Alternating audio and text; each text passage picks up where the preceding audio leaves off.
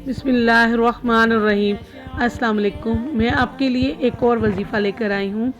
बच्चों की दीनी और इखलाकी तालीम के लिए वजीफ़ा है। जो शख्स तलूब आफ़ताब के वक्त सूरज की तरफ रुख करके बिस्मिल्लाहिर्रहमानिर्रहीम 300 बार पढ़ेगा और अव्वल आखिर दुरूद पाक पढ़ लेगा, अल्लाह ताला इसके रिज़्क़ में बरकत अता फरमाएंगे और जहाँ आपका गुमान भी नहीं होगा वहाँ से अल्लाह ताला आपकी मदद फरमाएंगे और तमाम मुश्किल दूर हो जाएगी इंशाअल्लाह।